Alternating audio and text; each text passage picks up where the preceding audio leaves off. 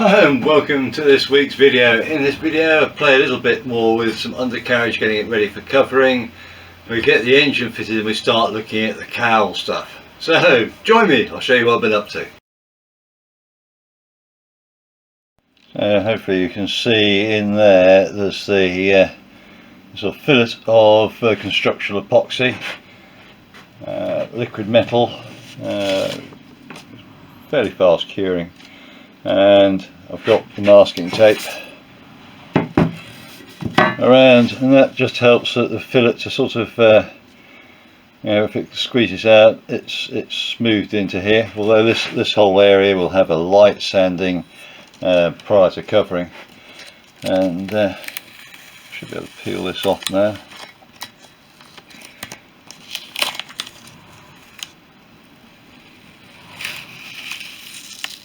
There we go. And what I'll do is I'll let this cure fully. It says it's sort of 10 minutes or so before it should be moved, but I like to leave it for a good few hours, and then what I'll do is I'll varnish this. I'll give it a little bit of a sand, anything that's sort of sticking up a bit too much, light sand, and then I'll varnish the plywood. It doesn't get a really good bond with this liquid metal. You normally take it right back to the metal. I've gone to the paint. It should be good enough for holding this in place for the covering. It's not doing anything constructional, but I have used this particular type of construction epoxy in the past for some areas on like aluminium and things like that, and you can actually drill it and tap it and use it as a sort of a bodgy repair if you needed to, but it's great for this particular task. Continuing on with the stringer work, I've put the plate in at the front, so just waiting for that to cure off, and the one for the cabane struts. Only got those two on this side to be put into place. Going to the back end,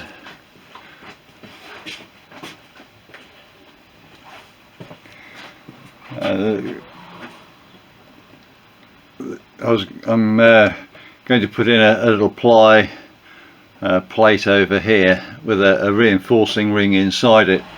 I could just use a straightforward wood ring around, but because it's so close to the string and things like that, my idea is I'm just going to make up a little plate that goes over here, comes out a little bit perhaps. I'll work out how big the wood ring, how big the cover would go over the top. I might not need to, but I'll make the hole so we can stick the standard cover onto there. It's either that or a wood ring going in and the cover going on. I'm in two minds at the moment, so I'll just do a bit of a check up to see what size the wood rings are to deal with that. But, yeah, we're coming along. This stringer will shortly be rounded off, and pretty much apart from the wing root area, the sides would be pretty much ready for covering. I've got to do these stringers, round these stringers off here, the four stringers up there, and then the top decking I think is pretty much ready for covering. And for the bottom, the only task I've really got to do to get things ready for covering, the task I've got to do is I'm going to make up the ground plane for the transponder antenna, and the two sort of U-shaped plywood plates to go around these bits of metalwork with little triangles of plywood to support them for the covering around those. So not a great deal to go before you can start thinking about putting covering on. But before then, before I start putting covering on, I'll hang the crankcase on the front end here and see what we can do for the cowling. There's the crankcase with the crankshaft attached temporarily. I mean, the crankcase is very much temporarily put together. There's hardly any bolts in it. All the interiors aren't in there. It's just enough to hold the crankshaft onto the rear plate there, so I can put the cowl up. And there's the Fisher cowl currently in position, and it's got a bit of a hump going down. You can sort of see that it's parallel with the top, but there's a sort of gap at the back, and that's for more than the couple of inches which the engine's forward. Not far, but I suppose the cowl would be cut about in line there. I have yet to cut out the front section there to put that down to its point, because this centre line here really should be centred on the crankshaft itself. But there's going to be quite a chunk of modification to the cowl here. I'm going to cutting in and cutting a slot section so I can actually lower this down so that top line there is in line with this, after I've ground that bit out and cut that bit out. And from there then it'd be like a fiberglass repair carried out in that area. I'm not sure about the front here. It looks a bit not 100%. It's going to have a hole in about here somewhere for me to be able to get to the dipstick, and I think we need one on the other side, so I may make up some sort of something. I'm not sure. I'll have to have a think about what I'm going to do in that area there. Otherwise it looks like it'll have eyeballs, I suppose. And with it lowered down, we'll have cutouts for the cylinders to deal with as well. So first off, I'm going to get everything to fit around the crankshaft, so the crankcase. And once I've got that top, so that top one's going to be the first priority. Then I can, once I've got that how I want it to fit, I'll work on the lower one to get that to how I want it to fit. And there's definitely some modifications to the lower one to allow for oil cooler, exit air for that, and various other bits and pieces. It's going to be a little bit of a project. To be absolutely honest, I'm not really looking forward to the cowl project. I'm not super keen on working on composites, even though I do it at the moment for a bit of a living. So we'll see what we can get up to. It's whether I'm going to carry on with this modify. I think I'll modify this rather than actually go into the state of making a completely new cowl. There's quite a chunk of space above the engine there. So this can definitely drop down a good chunk, but I don't want it to have a Roman nose where it dips. I want to have a nice straight line going from here all the way to the front end. Right, so I cut this out, 30mm radius. It's going to have a bigger clearance when it's final fit, but I'm just using that as it's roughly half the diameter of the crankshaft. But with it like that, oops, knocking things back. With this on top, you can tell the slope now is too great a slope, and that's because of this great big hump here. So I've just got to work out how I'm going to do a cutout, something around sort of that's like that, just to relieve the pressure on it all.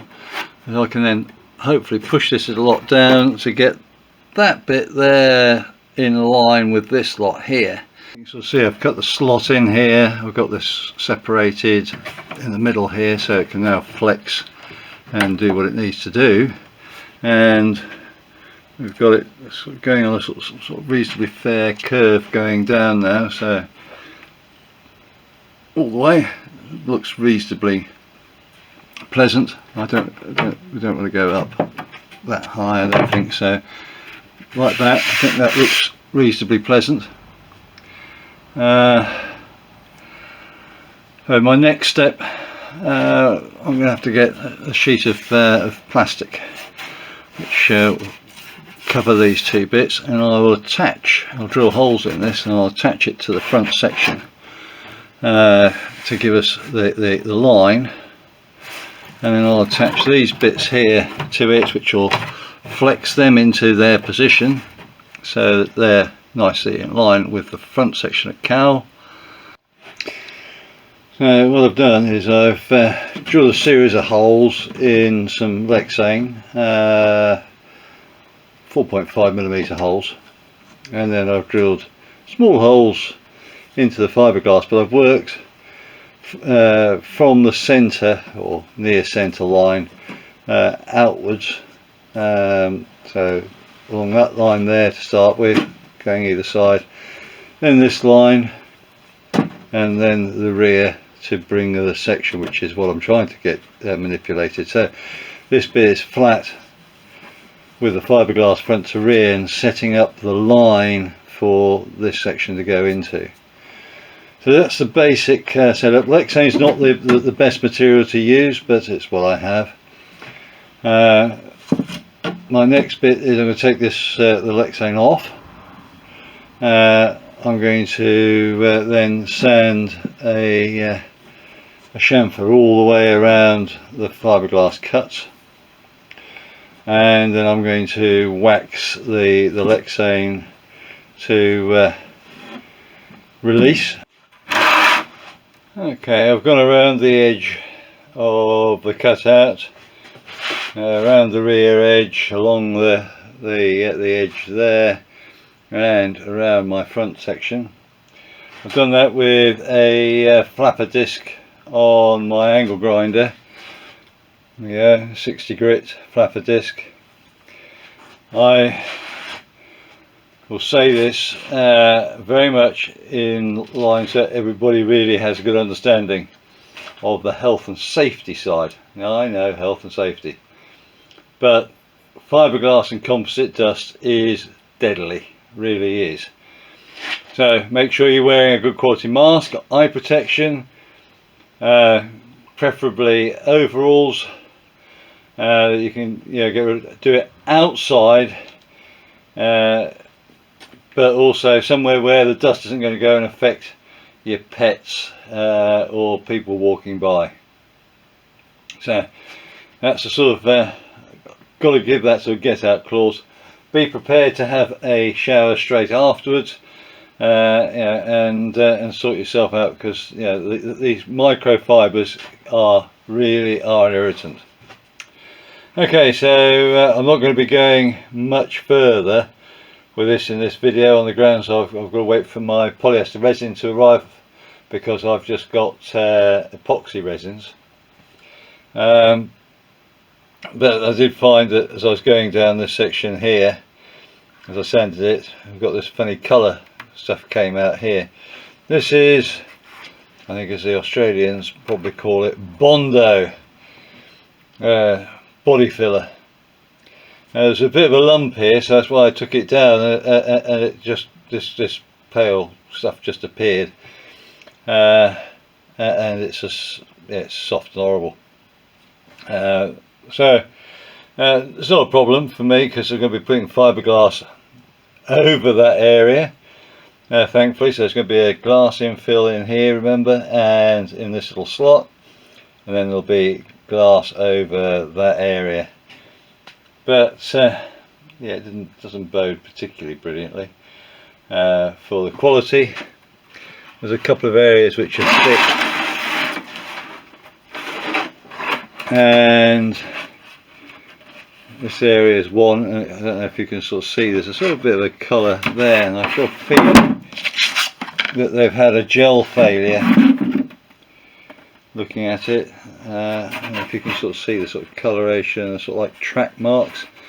There's track marks here as well, and here, and bits of areas down here which have got creamy colour. So I've got a feeling that there's a bit of filler around on this, but I'll find that out once I've done the modification back there, and we start cutting out, and we get all the cutouts done for cylinders and things.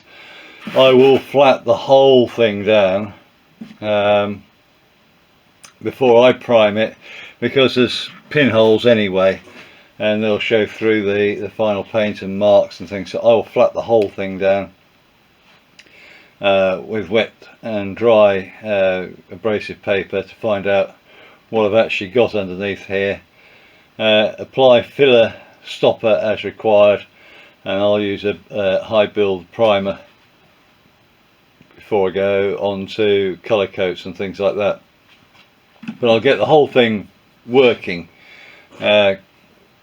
Oil dipstick cutouts, lower cowl, cutouts for the cylinders, cutouts for the inlet manifold, enlarge this one around for the propeller, get all that lot sorted out, and then I'll sort out the surface finish and bits and pieces from there on.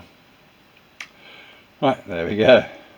I just bored in the side here a little bit to take the nut section for the seat belt mounting, which is going to go in like that, and we'll bond that into place. It'll look okay, hopefully, and that's pulling against quite a chunk of structure, which is a nice big box section of wood in there, all tying together, and with I put an extra ply gusset plate right the way around the inside, although I cut it away underneath, all the way around. I'll show you on the other side. Hopefully you can sort of see down the bottom end there. You got all that structure, you can sort of see the hole just down there. That's where the seat belt will be, on that side, and all that area there has got a ply gusset over the top of it to make it a little bit stronger. To get the seat belt eye end into safety in the centre of this, I've had to go in here a 1/16 of an inch, so it's half the thickness of the outer ply, but that's minor. What I'm going to do is the eye end is a nice tight fit in there. I'm going to resin the face here, well, resin inside the void, a little bit around the face here, tighten it all up, and that will clamp the whole thing and make sure the resin is in there so the load is equally spread everywhere. There's no point load, and then I'll do the other side. Okay, so we've got a little bit done, little bits and pieces. The weather's been a little bit changeable, and I've been doing some flying, so it's reduced the amount I've done. But hopefully you've seen the prep work I've carried out, getting ready to lay up the repair for, or the modification for the upper cowl, and some other little bits and pieces. I hope in the next video we'll get the upper cowl sorted, or as best we can for the time being. So have a good one, look after yourself, bye now. Thank you for watching. If you enjoyed the video, please hit the thumbs up. You can subscribe or even hit the little bell notification for future videos. Any comments would be appreciated, and I'll try to get back to you as soon as I can. Remember, go fly and feel the sky.